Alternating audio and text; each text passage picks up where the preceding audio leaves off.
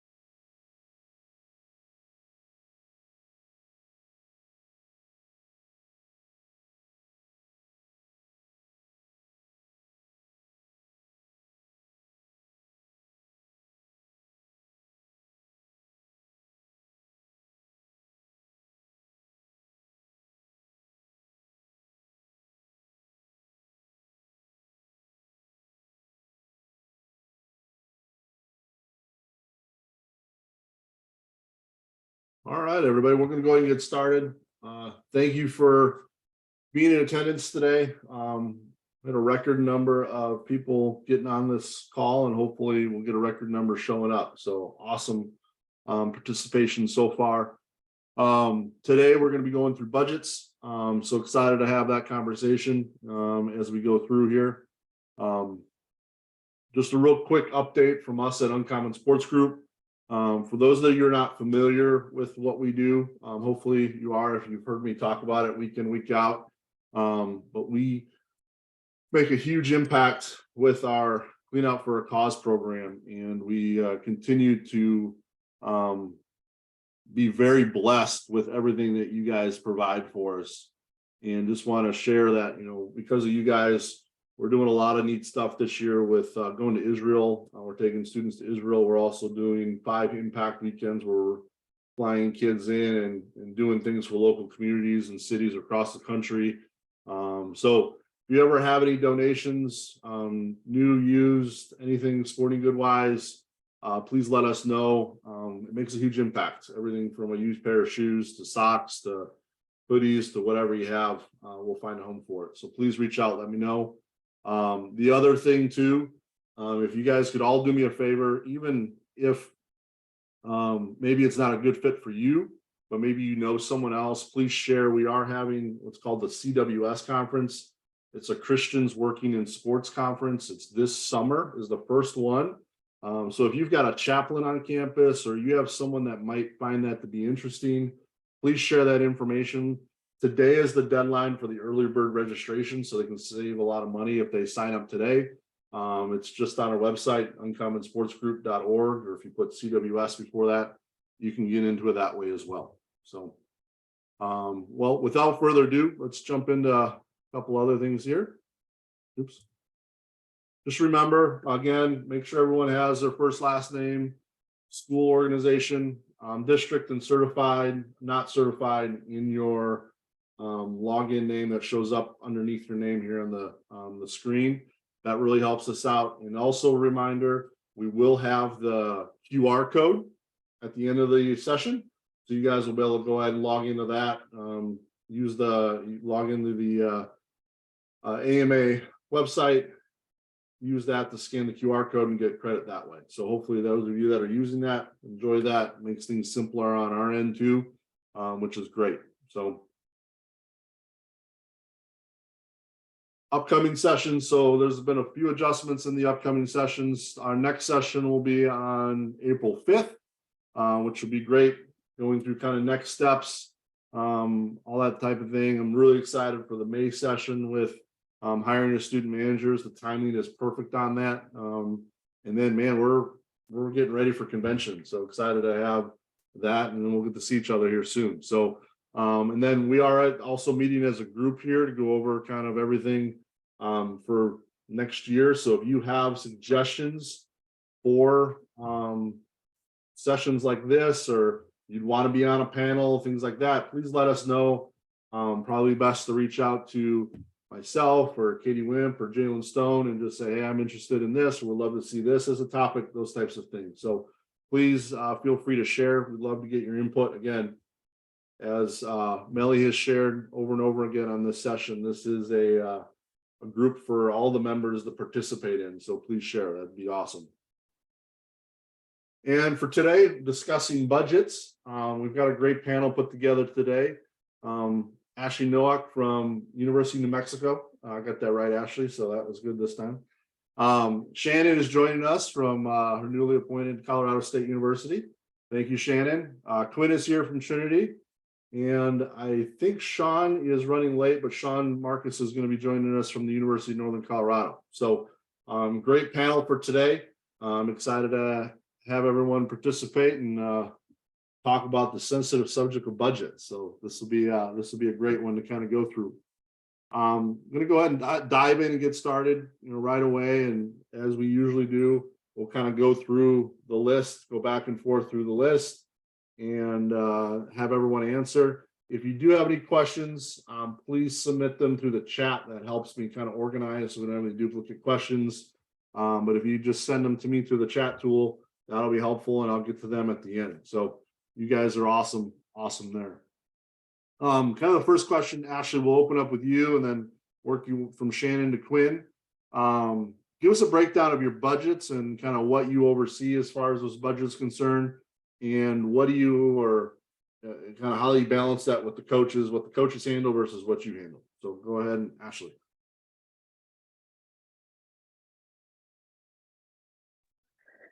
Sorry. So currently at University of New Mexico, I only oversee the football aspect of that budget. And that is all soft goods and hard goods. So any field equipment, helmets, shoulder pads, and then all of our Nike stuff.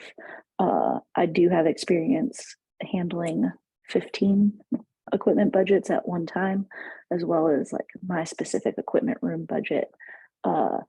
Really, the coaches at University of New Mexico, he only handles the travel, recruiting, and all that. Anything equipment related is solely put through my office. So pretty similar to Ashley, same thing over here at Colorado State. I kind of handle all the soft goods, hard goods, Under Armour contract. It's a little bit different here compared to how other schools kind of do it. So our operations and chief of staff kind of oversee the entire football budget. So they kind of disperse, like they break everything down for recruiting and equipment and training and video and so on and so forth. So they kind of give us an allotment of what we have to spend and what our budget is for equipment. So that definitely kind of makes it a little bit easier. That way, like football kind of knows what football needs rather than trying to explain to the business office, hey, we need this, but them not understanding why we need it. But same thing, kind of just coaches really don't handle it much here. Like obviously they'll tell us, hey, we need this sled. Is that something that we can work in with, and kind of go from there and get quotes from different companies and see if it's something that we can manage within our budget. So I'm actually vastly different from everyone being at the Division III level. So I actually deal with all of our sports in some regards. And the way we handle it is actually our coaches are responsible for their individual budgets overarching. So that includes all their travel, their recruiting stuff, like equipment stuff like that. So basically they'll come to me and say, hey, look, we're getting ready for the upcoming year. Based on stuff we've gotten in the past, we can put together a list, which I then get quotes for, and we sit down as a group and say, hey, look, this is what it's going to be. And like, well, we were, kind of looking at this range for our budget for the equipment side. Can we get to here or there? And so it's just kind of a work in progress, but it's also meeting with the various coaches and seeing what their needs are, and then getting them to a point where it works for them. But they do, ask me for a lot of stuff as far as, oh, do we really need something like this? Do we not? And then they kind of trust my expertise there to kind of go over what they might need and not need on the equipment side. Great. Thanks, Quinn. Kind of a follow-up to that, and we'll start with Quinn first. How do you kind of operate? I know this has got to be probably the most difficult for you, Quinn, just because you've got a lot of coaches, but how are you operating within the coaches' wants? Are you taking those requests via email? Are you meeting with everyone individually? And kind of how do you balance all of those wants and then the knowledge that you have of what they actually need? Because that's obviously the balance. There's a lot of wants and things that come out with, obviously recruiting or just new coaches come in and they want stuff. So how do you balance those wants with what they actually need? So Quinn, we'll start with you. Yeah. As we've talked many times on these things, it's a lot about your relationship with your various coaches, and every coach is different.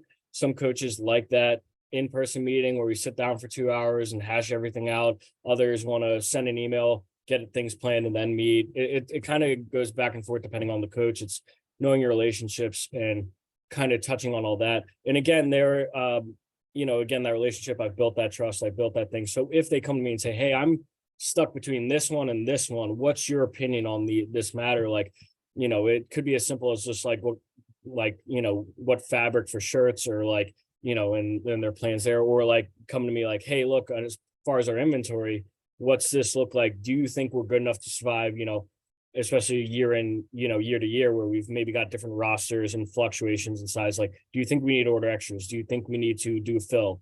Stuff like that. So again, it's just kind of juggling those different relationships, but also it is checking them when they need to be checked, as far as like, look, I understand there's a difference between wants and needs, and then certain things you have to understand that if it's maybe a need for you, you're going to have to maybe fundraise, or you're going to have to do stuff on that levels to get to stuff you want on that end, because we do have other things which will go into others, like I oversee the BSN contracts and Nike contract, as well as we have capital funds, stuff like that. There's other aspects and avenues. But if it comes down to their budget and their day-to-day stuff for practice, it's on them to kind of do it. And then me checking them when need be, if need be, and kind of keeping them on the want need line, essentially. Real quick, Quinn, on a follow-up to that, Yeah. Going off script here, so I'll prepare you on that one. Yeah. When it comes down to those contracts and the coach comes to you with something maybe that's not covered by the vendor in your contract, or maybe you can find it a lot cheaper outside of the contract, how are you battling that? Because I know a lot of, especially if there's other Division II, Division III folks that are having that third-party vendor relationship, would really appreciate your input on that. Yeah. A lot of it is just, it's a lot of give and take. And again, some coaches are like, look, we're fine with working within these parameters. Other coaches, like our women's coach, he's a basketball coach. He's very particular. Like, he lets the girls pick shoes and stuff like that. So it's a lot of me digging through sometimes to find what they want as far as shoes. Now, obviously the parameters are they have to be a Nike shoe, but then it's like me going and finding the colorway they want and the style, and kind of juggling that, whether it's talking to other vendors, just scouring online and then contacting people. It's kind of just going through those different steps and just finding what they need.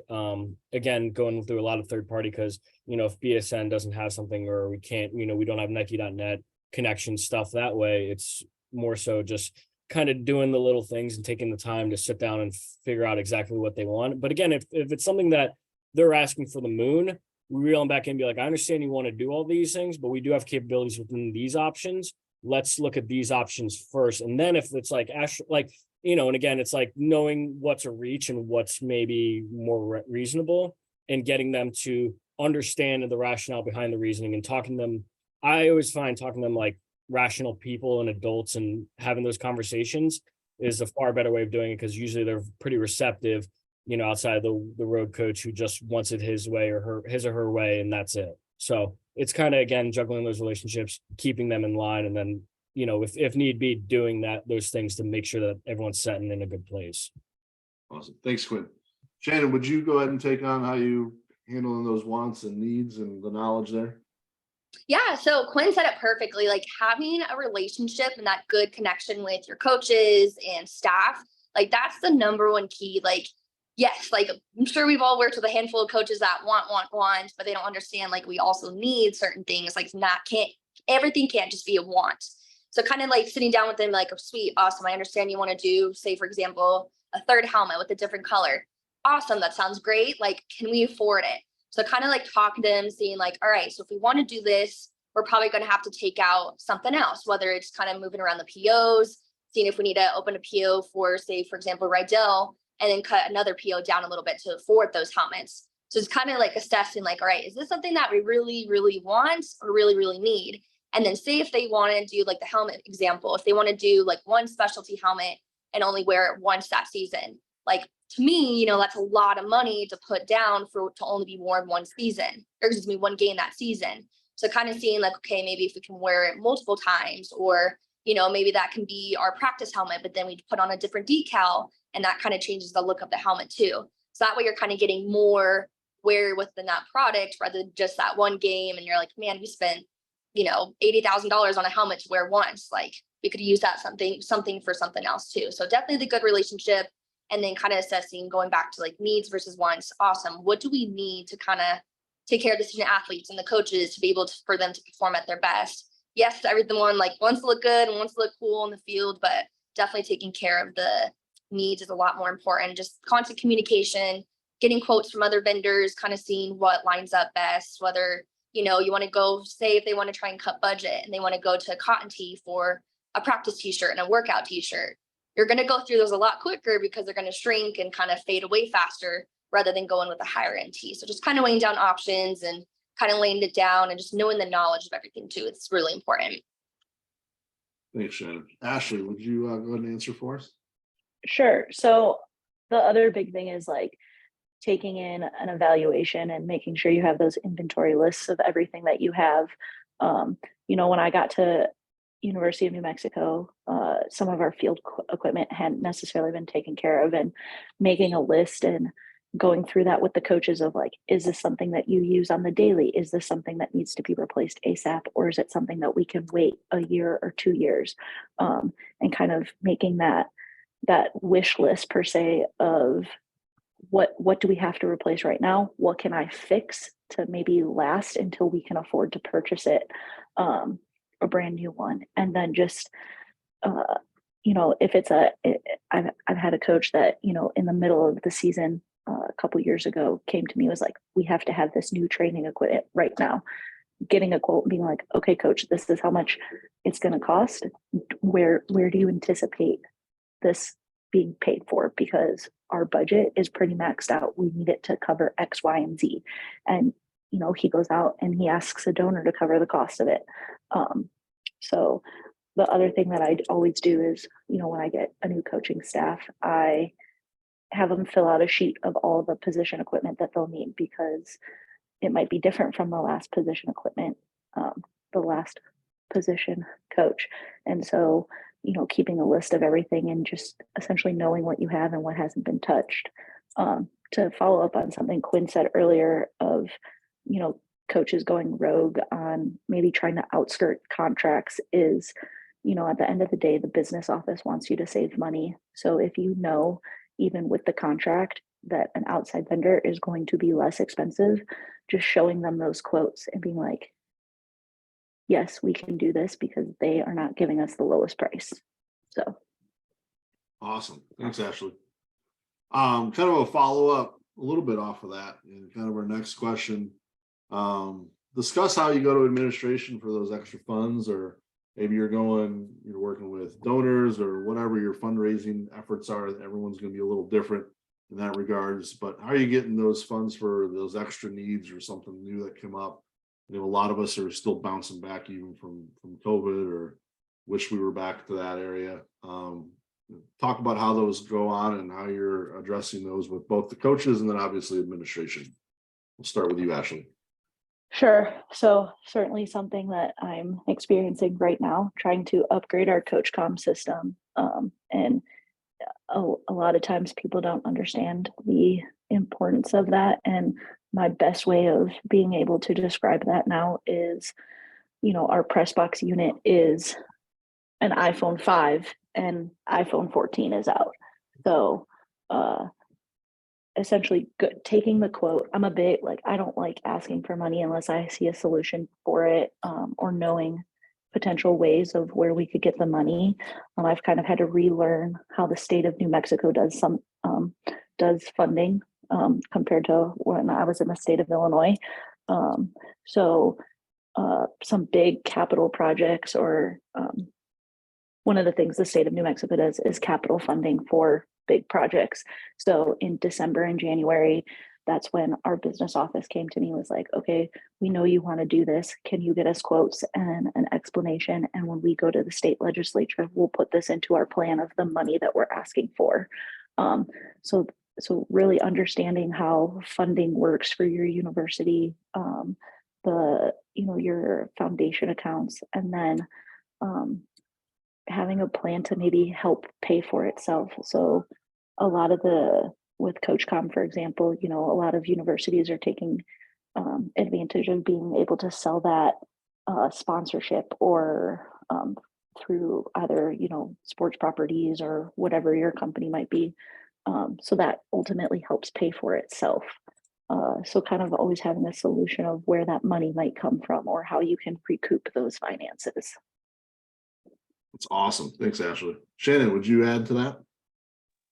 Yeah, I was going to use that as my example too. So we at Colorado State, so they got the X system in 2020, but the upstairs press box unit, they kept the Tempest system. So that came out in 2005. So it was new to the university in 2020, but obviously after, I believe it's next season, that entire system is going to be completely obsolete. So I'm working now with the business office, kind of saying like, hey, like, this is what we're going to have to do. Like, it's a lot of money. I know we just spent a lot of money a couple of years ago, but we really have no other choice but to do this after next season. So kind of going to them too, just saying like, all right, same thing. Can we move around some POs?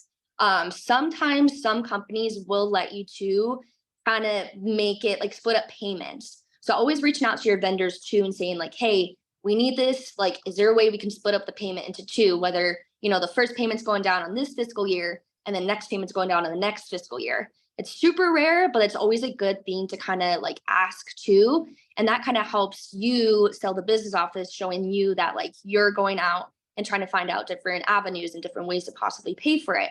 And then also going back to what Ashley was saying too about sponsorships, like working with your sports properties department at the university is super important, because they have so many connections. They know all the ins and outs about sponsorships. So say, for example, like for here at Colorado State, we're sponsored by OtterBox. So, working in like a trade agreement, hey, maybe they pay $5,000 worth or $10,000 worth or whatever the case is of the cost of the new system. That's another way to kind of be able to sell to the business office. Hey, like I'm going out, seeking all these other options like this, we need it. So try and kind of do your research and explain why you need things too is also important, rather than just like, hey, we need this. Explain why we need it. Our current system is super outdated. Like it's going to be obsolete within a year. Kind of going all those facts and just kind of doing your research, rather than just saying, hey, here's the quote, like we need this tomorrow kind of thing. So. Thanks, Shannon. Quinn, would you add?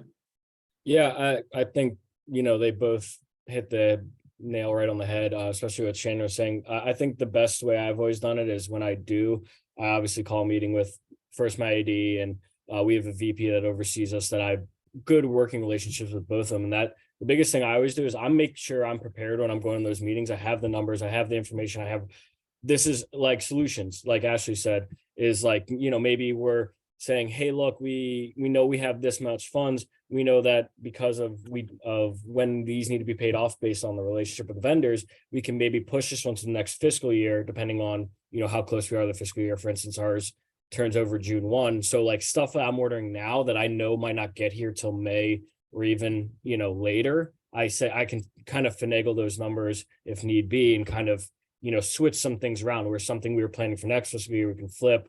But again, it's kind of going in to the meeting with my AD and saying, look, this is where we stand. This is where we're short. Here's the reasons why. Here's the numbers, the information, and having all those ducks in a row. So especially my AD, he's very direct. He just wants to get to the point and get it done with. So it's like, if you happen to be like this, and this, it's a lot more easier for them to go fight that battle up front. And then again, a lot of our stuff with our coaches, they do their own fundraising. They've got their own partnerships and groups. And so if they get money from them going into their discretionary funds, stuff like that, and then it's like, maybe we can divert funds from discretionary or, you know, whatever it may be, their fundraising along those lines as well. Awesome. Thanks, Quinn.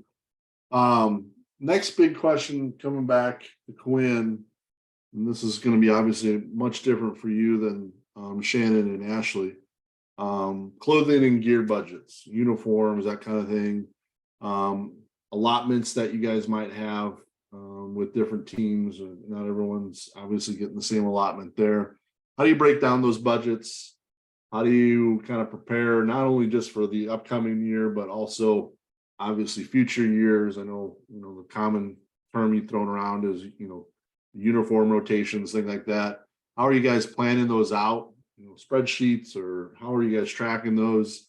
And I guess the other part, you know, the ultimate part is, you know, how do you keep the teams look good on the same part of that too, right? You know, that's, you always got to make the things balanced, but at the same time, we want to have our kids have a good experience. So how are you guys juggling all those types of things when it comes to allotments and uniforms?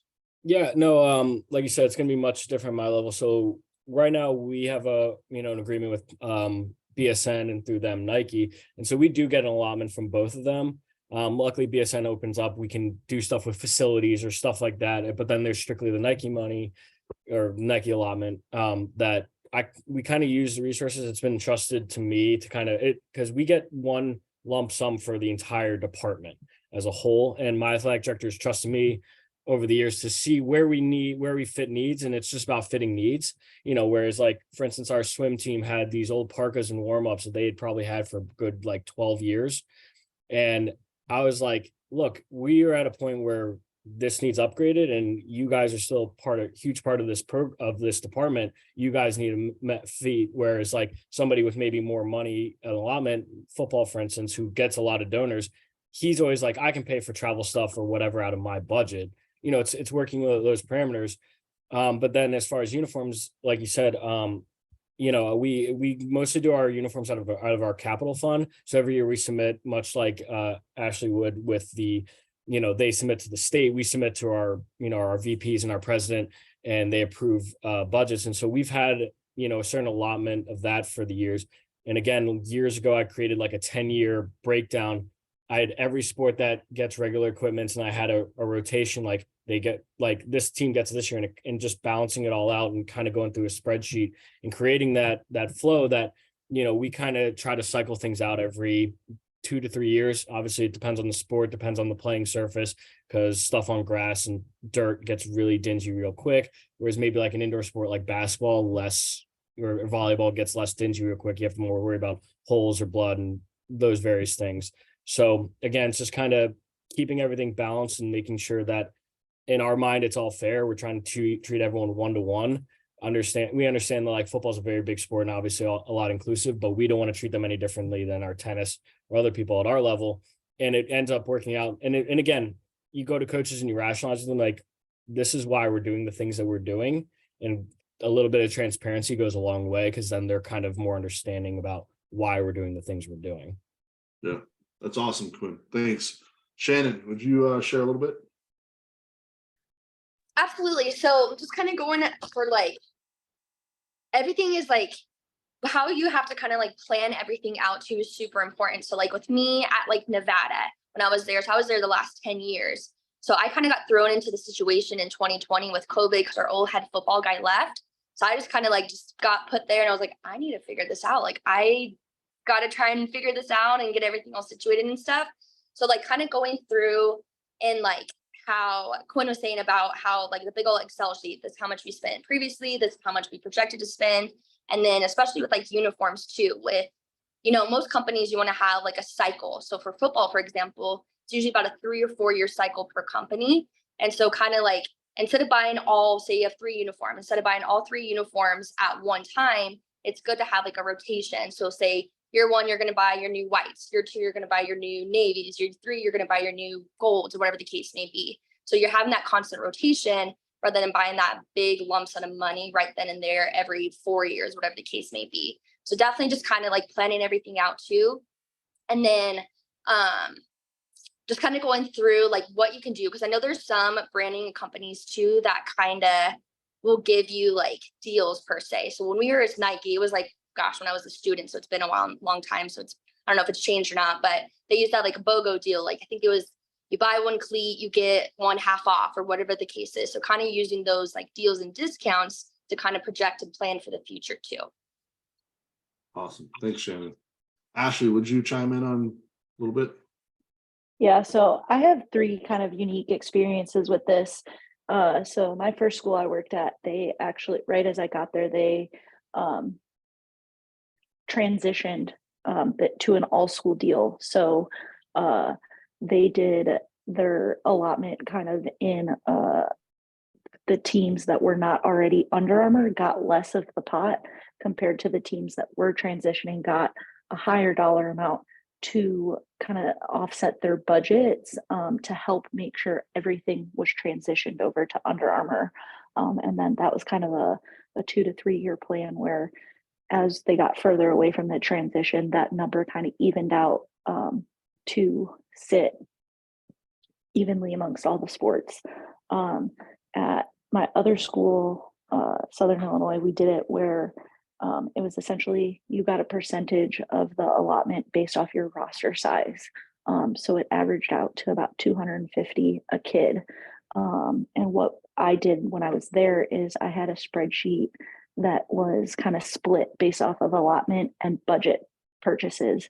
And I would take the list of everything we intended to purchase that year, and I would plug it into this spreadsheet to best maximize my allotment amount and my budget amount so we could get as much as we were looking to get for the team.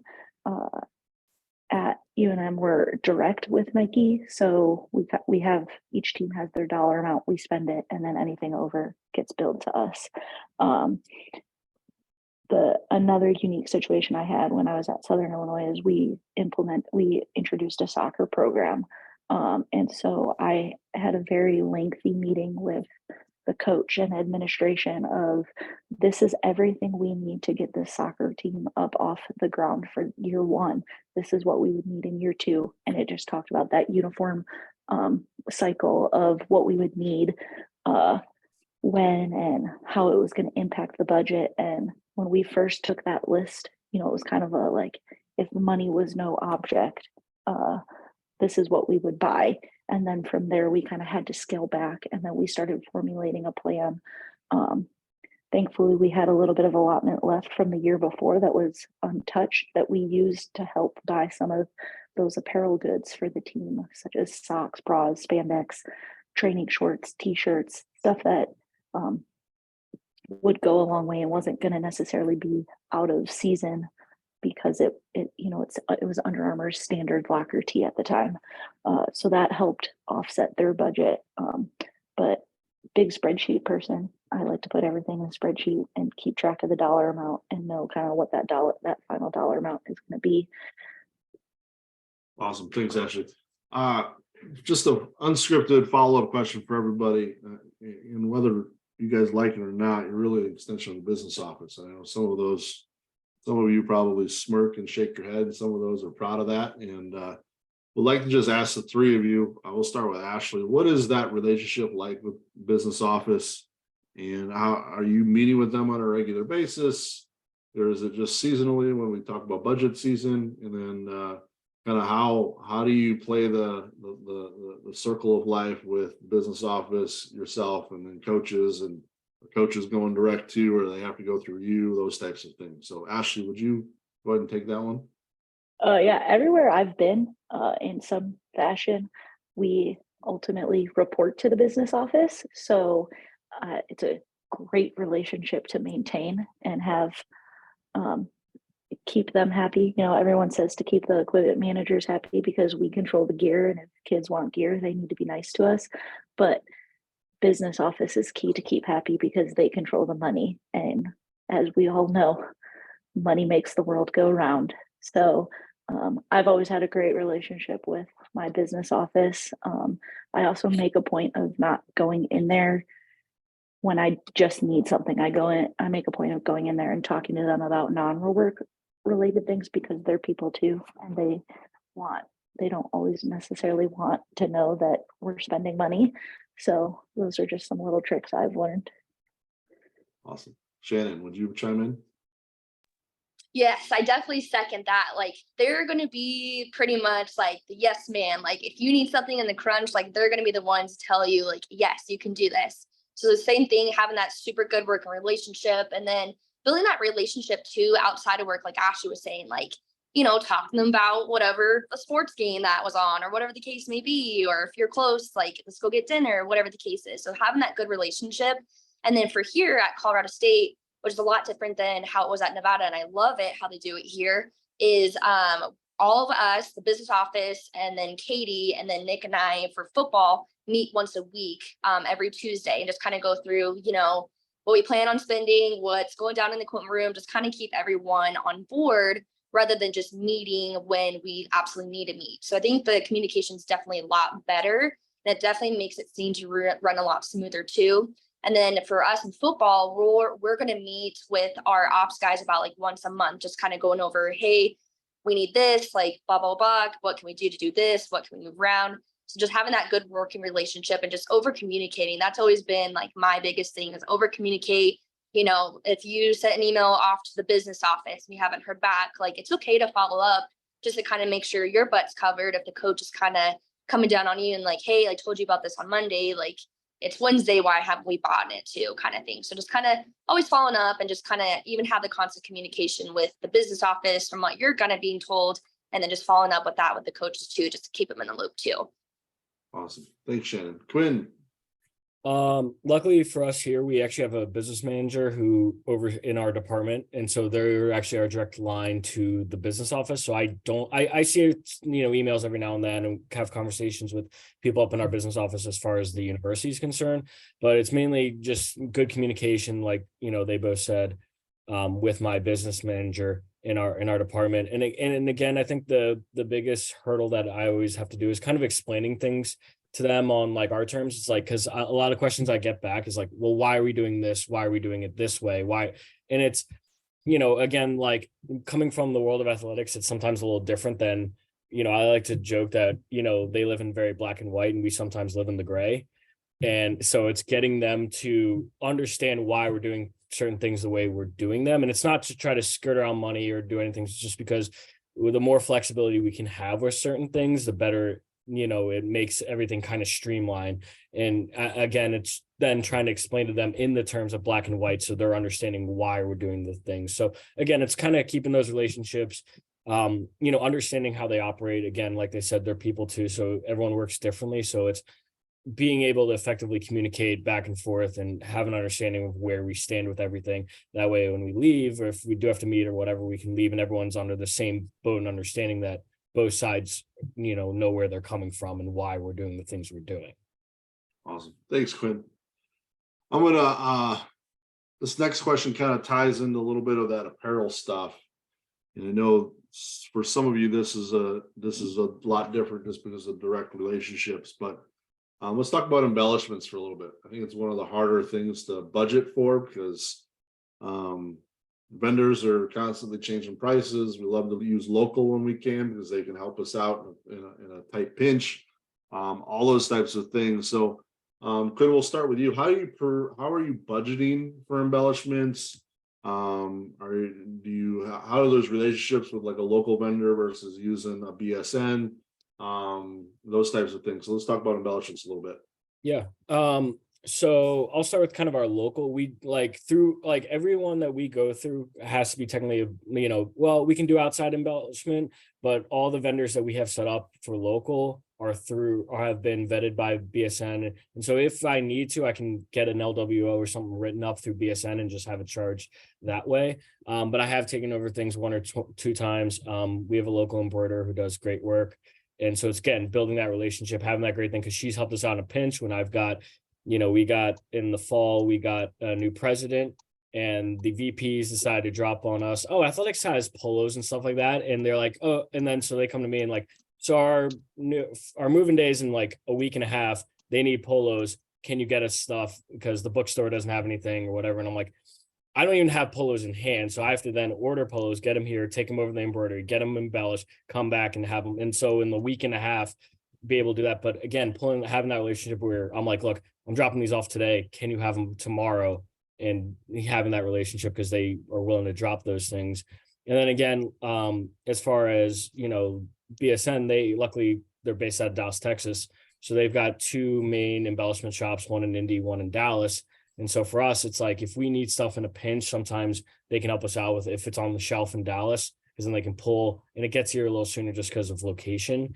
I know not everyone has that fortune aspect to them. But as far as budgeting is concerned, like I know, from years pricing, and again, it's the communication if they do change their prices, but it's kind of, if we have enough of a leeway to it, we get LWOs written up. Obviously, we can know pricing. We can know, if certain minimums are hit. I always try to remind coaches that, especially with screen printing, you got to hit your print minimums because otherwise you're going to be paying like, large sums for these things.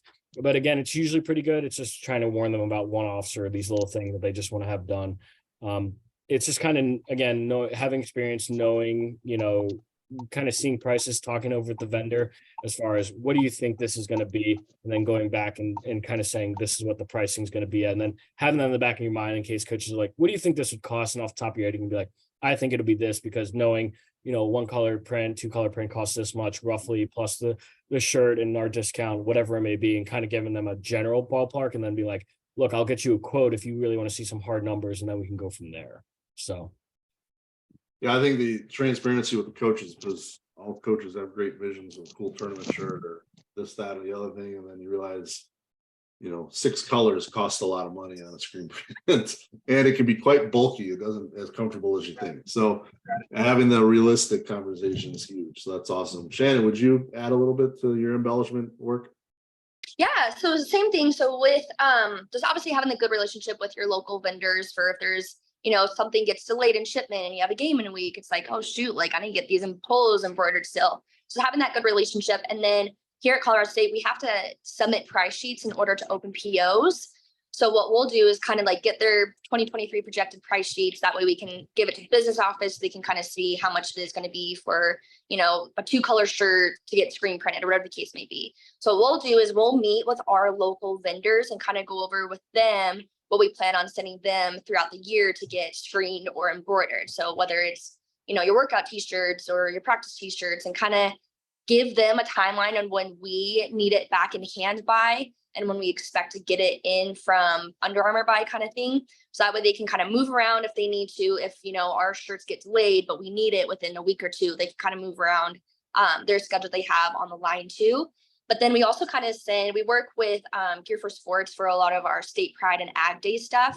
So with that, that'll kind of get sent to Gear for Sports from Under Armour. We're not going to wear that stuff until, late September, early October. So kind of having that in the back of our mind too, just kind of like, hey, this is anticipation date of like when we're going to need it by, if we can have it by then. So it's kind of one less step that we have to put on our local embroiders too with, hey, here's, 300 shirts and polos and quarter zips that we need within a certain time frame. So it's kind of just like projecting out with them and kind of give them a timeline too.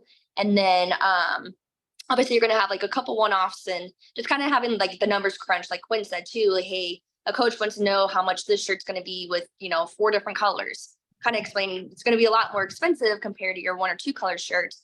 But we can always do like one-offs if they want something special and something different, and just kind of letting them know, hey, if you want to go the cheaper route, do 1 or 2 colors rather than like the 4 or 5. Awesome. Ashley, would you add to that? Sure. So in terms of like anticipating costs, I always look at what I spent the year before.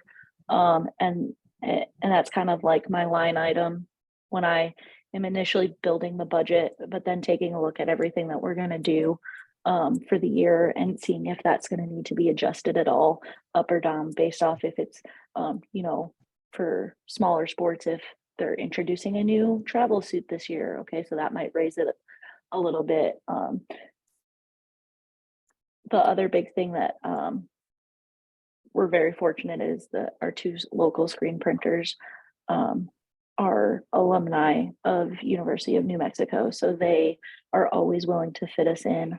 Are also our on-campus print shop is kind of like a mini stalls of some sort. So if we're in a true bind, they will print us logos that we can then heat press onto something for some of those one-offs.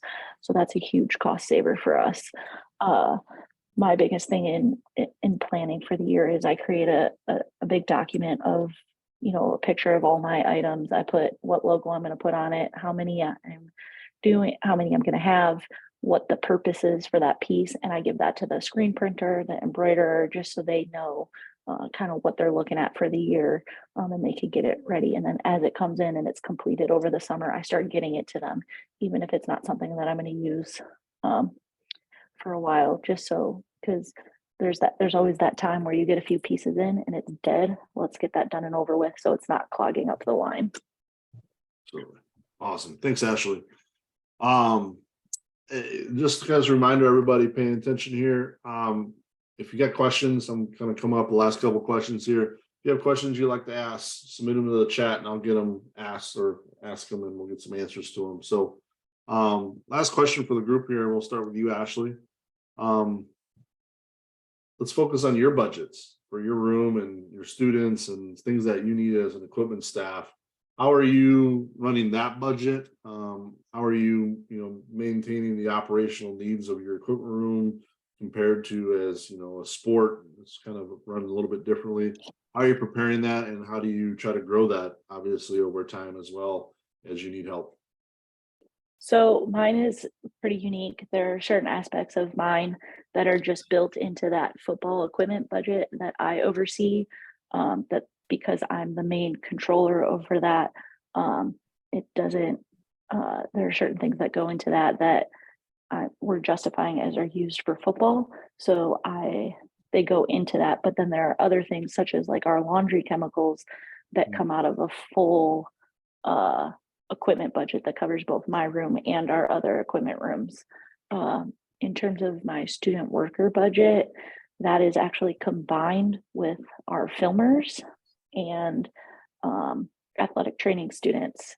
And with how athletic training has been changing their students, I've actually taken on overseeing them, and then I assign the kids either to work in the equipment room or the athletic training room.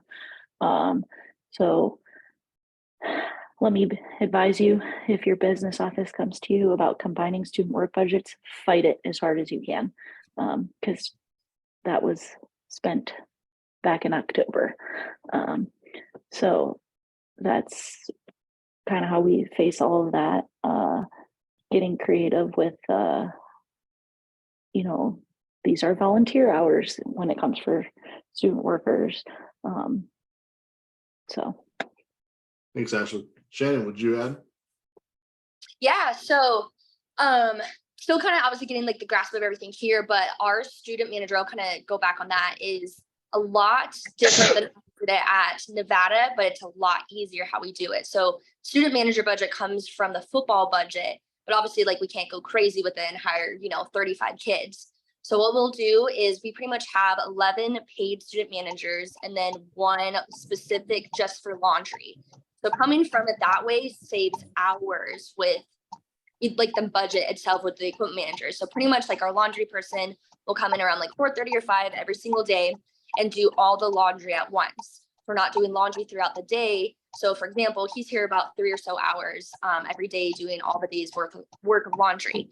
So those 3 hours are kind of, like saving from that general practice student budget. So you're not, paying 11 student managers time and plus an additional 3 hours every single day for them to do laundry. So I feel like that really helps, kind of the biggest difference I've seen between the two places already. So it definitely makes it easier to kind of manage your budget with the student managers, and then just kind of looking at like the practice schedule too. If it's going to be a full blown practice, sure, we'll bring them in about hour and a half before practice starts to make sure everything's set up and ready and whatnot. But if it's a walkthrough day, then yes, we're not going to bring them in an hour and a half early, maybe about like 45 minutes or so earlier, just kind of save money that way. And then obviously, like, we're not going to bring them in when there's nothing to do. So for example, right here at Colorado State, it's spring break this week, so there's nothing going on.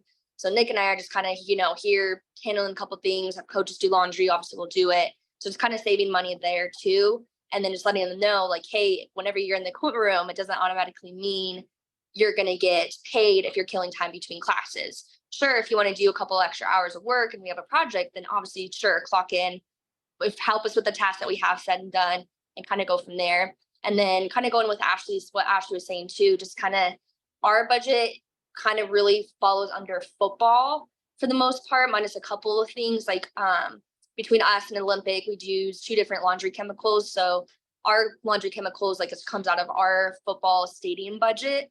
And then I'm not sure what Olympic does over there, but just kind of we combine like our embellishment budgets together, work and see how much we plan on spending, how much Katie plans on spending, kind of working in the middle ground between the two as well too.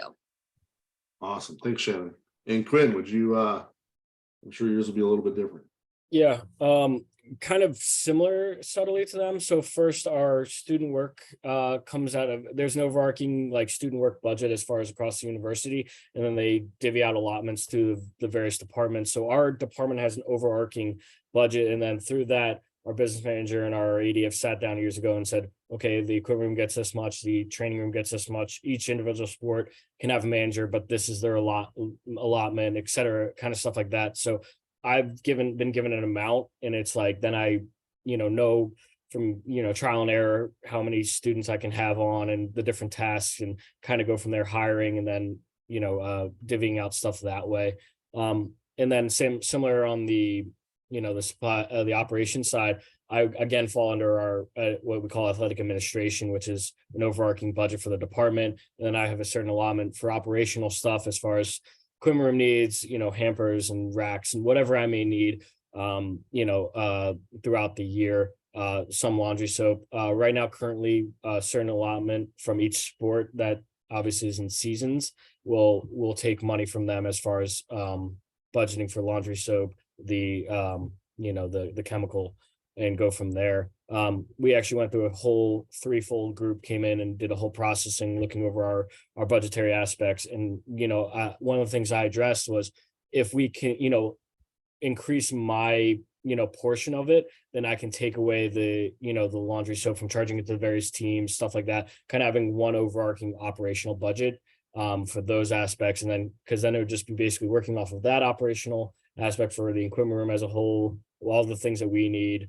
And then kind of having like our own little budget, essentially, like the sports do. And then obviously having the student work budget on the side of that aspect. So that's how we kind of break it up. Awesome. Thanks, Quinn. Thanks, everybody. Any questions? I didn't get any questions, so I'll try to get things wrapped up. Thank you, you guys, the three of you, taking the time. Katie, did you have anything to add? Yeah, if I could. So we're going to be sending out a survey to everyone that's ever attended any of these meetings. Just kind of getting some feedback on how these meetings are going, topics, if you have ideas for topics, asking about the time, things like that. So please keep a lookout for that survey. It's going to go out right after this meeting ends. It's going to come from the mentorship.engagement@AUMA@gmail. So check your spam, because sometimes that goes there. So fill out that survey if you can, please. We really appreciate any feedback. And then for the mentorship program, if you are interested in being a mentor or a mentee, please reach out. Also, if you already are in the program, we sent out a survey last week. Please fill out that survey so we can get some feedback and see how we're doing with that, and see how partnerships are going. There will be a time for our mentors and mentees to meet at the AUMA. We're working on details on that, but keep an eye on your email for information on like a little meet and greet for the program. Awesome. Thanks, Katie. And here's the QR code for CEU, so everyone can scan that, and I'll turn the floor over to Melly if she's available to give a few updates for us.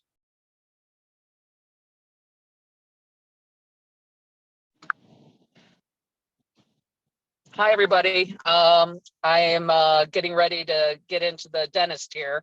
Remember, dental health is health, so take care of your teeth. I appreciate the panel again today, sharing a lot of wisdom. Equipment managers, budgeting is one of the most premier important parts of our job, and those who handle it well and show that they can handle budgets, we're just start building out our strength, our administration chops.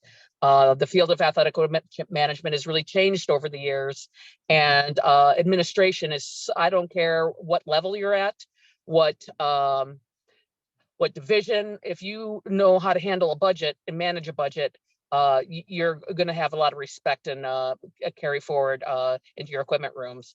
So it's a great topic. I appreciate that. If you haven't signed up for convention, I'm heading to Oklahoma City this weekend, where my softball team, we're playing a little team called Oklahoma softball. I don't know. I don't think they're very good. So I'm hoping to get a win that day. But at any rate, I'm staying at the same hotel that the convention is going to be at in June. I hope to see all of you there. The board, we've been meeting diligently. The staff, Kelly, everybody's been doing a wonderful job on getting, putting together really top-notch event for everybody, for all of you. I recommend that you go ahead and get your hotel rooms and get your registration in. You don't want to do any late fees. The week that our convention is the Women's College World Series, so rooms are going to be tough to come by. So I really recommend going ahead and getting out there. That's all I got for you guys. Thanks for participating in professional development. This is super important. It advances all of us, and I appreciate all of you listening to me again. Thanks. Thanks, Melanie. Appreciate everyone. Have a great couple weeks here until we meet again, and let us know. Look for the, make sure you fill out the survey. That'd be huge for us. So appreciate everyone. Have a great week.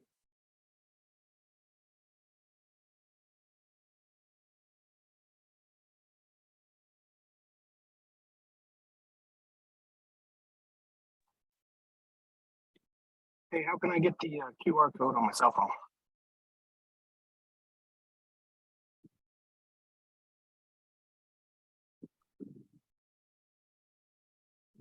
I'll post it again here.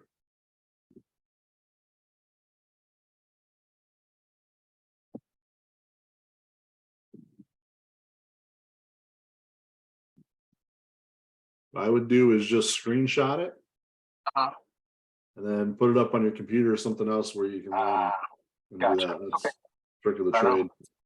This is the newer technology that I'm getting used to. So Yeah, no, you're good, man. Appreciate you Right on. coming. yeah, thank you. Appreciate you. Yep, yep. Back on. Scott, I'll send everything to you once I get it.